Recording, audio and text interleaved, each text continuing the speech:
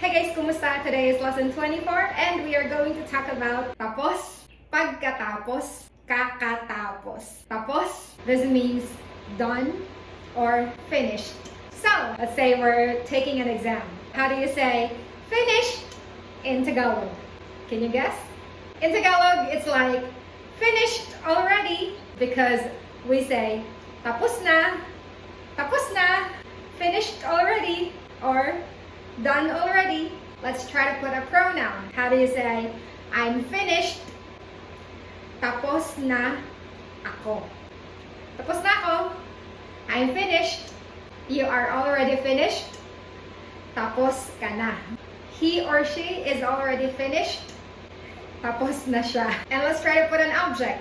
Let's say a report. And here in the Philippines, we also use the word report in a casual conversation. So we can say, tapos na siya sa report. I'm done with the report. Tapos na ako sa report. You are done with the report. Tapos ka na sa report. Remember I told you before that we lack prepositions? So here, with is still sa. Tapos na kami sa report. We are done with the report. Tapos na ba kayo sa report? Are you guys done with the report? Sila tapos na. They are already done. Has the program started? Huh? Tapos na. Tapos na. Kanina pa. What is kanina? Earlier, right? Kanina pa. It's like, yeah, done already. It's done already earlier. Another example. Girl and boy breaking up. Girl says, tapos na tayo. Tapos na tayo. What does that mean? We're done. If tapos means finished or done, pagkatapos means after or and then. For example, nagbakasyon ako sa Pilipinas. Bakasyon, vacation. Since this is nag, it's an indication that it's in the past, right? Nagbakasyon ako. I went on vacation sa in the Philippines, Pilipinas. Pagkatapos, and then, what is punta? Go, right? And this is already in the past, so this is went. Pumunta ako sa Maynila. I went to Manila. Pagkatapos, and then, pumunta ako sa Cebu. So after Manila, I also went to Cebu. Pumunta ako sa Cebu. Pagkatapos, and then, pumunta din ako sa Boracay. And then, I also went to Boracay. Pagkatapos, and then. You can also use pagkatapos when you want to say after. For example, pagkatapos kong pumunta sa Maynila, after I went to Manila, pumunta din ako sa Boracay. So after I went to Manila, I also went to Boracay. Pagkatapos ko mag-aral ng Tagalog, maglalaro ako ng online games. After I finished studying Tagalog, maglalaro. Future tense, right? I will play online games. You can also use pagkatapos in giving instruction. For example, I'm cooking.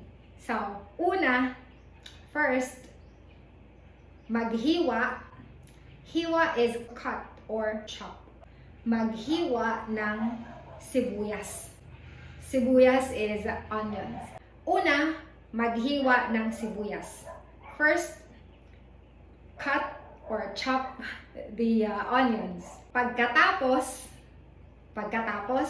after, right? So after chopping or cutting the onions, pagkatapos, maghiwa ng kamatis. Kamatis is tomato. So una, maghiwa ng sibuyas. First, cut the onions. Pagkatapos, maghiwa ng kamatis. After that, you cut the tomatoes. Tapos, finished, done. Pagkatapos, after, or, and then. Tumawag ang boss ko. Tumawag. What is tumawag again? What is the root word? Tawag, call, right? And tumawag, this could mean to call or call. Because remember, for the verbs, the infinitive, the to verb, and the past form, they are the same. Tumawag ang boss ko. My boss called. You know, sometimes there are people who don't finish their story. Like they just say, tumawag ang boss ko. My boss called. And then that's it. They don't finish their story. If you're interested what they're going to say next, you can say, pagkatapos, and then what? Pagkatapos ano? And then what? Ano? What, right? Pagkatapos ano? And then what? If and then what in Tagalog is pagkatapos ano? How do you say after all? After all in Tagalog. All is lahat. So, after all, pagkatapos ng lahat. Pagkatapos ng lahat. Going back to my first example with tapos. So, boy and girl breaking up. Girl says, tapos na tayo. Tapos na tayo. We're done. We're finished. Guy says, pagkatapos ng lahat? Pagkatapos ng lahat? After all we've been through, pagkatapos ng lahat? Oo, tapos na tayo. Oo, tapos na tayo. Yes, we're done. We're finished. But we're not yet finished. We're down to the last one, which is kakatapos. You use this phrase, kakatapos, with lang, because remember, lang means only or just, right? When you have just done something, when you have just finished doing an action. For example, kakatapos ko lang kumain. Kakatapos ko lang kumain. Busog pa ako. Busog pa ako. Busog, full. Pa, it's like still. Pa has a lot of meaning. But in this kind of sentence, it means still. Busog pa ako. I am still full. Because kakatapos ko lang kumain. Kakatapos ko lang kumain. I have just eaten. So, kakatapos plus lang plus the infinitive form of the verb. So, with my example, kakatapos lang kumain. What is the root word for kumain? Kain, right? Eat. We use the infinitive of kain, which is kumain. We inserted the letters in between the first and the third letter to form the infinitive of this verb. Kain, eat. Kumain, to eat. Kakatapos lang kumain, have just eaten. Where do we put the pronoun? It could be before or after the word lang. Kakatapos ko lang kumain. Kakatapos mo lang kumain. You have just eaten. Kakatapos niya lang kumain. He or she has just eaten. Kakatapos ko lang. Kakatapos mo lang. Kakatapos niya lang. So if you think about it, kakatapos, this is used when the action is already done, right? Meaning to say, it's already in the past. And if you're ever wondering why we use the infinitive, this doesn't make sense in English. Because in English, we say, I have just eaten. We use the past participle. We don't use the infinitive. We don't say, I have just to eat in English, right? We don't say, I have just to eat, I have just to study. But in Tagalog, that is the formula. Kakatapos ko lang kumain. Kakatapos plus lang plus the infinitive. That is because this kind of sentence is similar to Espanol. In Espanol, we have this verb acabar, which means to have just finished or to have just done something. And this gets conjugated. So for example, if I say, I have just eaten. In Espanol, it's acabo de comer. So notice, they also use the infinitive. Comer means to eat. Acabo de comer, kakatapos ko lang kumain. Comer, kumain, both in the infinitive forms. But in English, we say, I have just eaten. Alright guys, so don't be confused. When you want to say you have just done something or you have just finished doing something, it's kakatapos plus the infinitive and not the past form of the verb. Let's try some more examples. I have just studied Tagalog. Kakatapos ko lang mag-aral ng Tagalog. Mag-aral, remember? Magna group, we use mag plus the root word of the verb, right? I have just cooked dinner. Kakatapos ko lang magluto ng hapunan. I have just cleaned the toilet. Kakatapos ko lang maglinis ng banyo. We have just talked. We does not include you. We have just talked. Kakatapos lang namin mag-usap. Here, the pronoun namin is put after the word lang. So sometimes the pronoun could be placed before or after the word lang. We have just talked. Kakatapos lang namin mag-usap. Usap, talk, or speak. How about we've just talked? So I'm talking to you. We've just talked. Kakatapos lang natin mag-usap.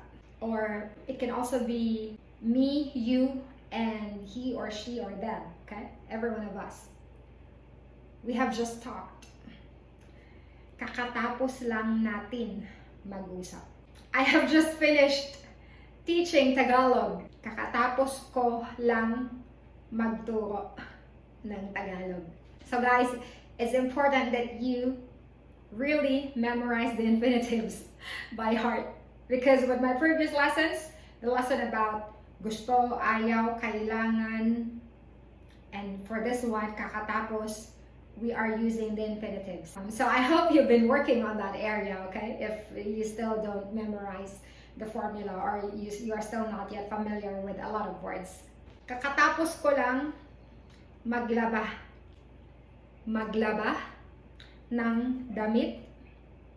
What did I say? Tama. You're correct. Kakatapos ko lang maglaba ng damit. I have just finished washing clothes. Or I've just finished doing the laundry. Kakatapos ko lang maghugas ng plato. I have just finished washing plates or washing the dishes. Kakatapos mo lang maglaro ng basketball. You have just finished playing basketball. Kakatapos niya lang mag-ehersisyo. He or she just finished working out or exercising. Kakatapos ko lang uminom ng gatas.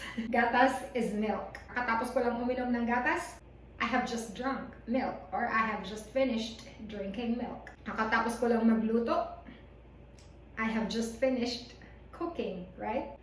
Kakatapos ko lang magbasa, I have just finished reading.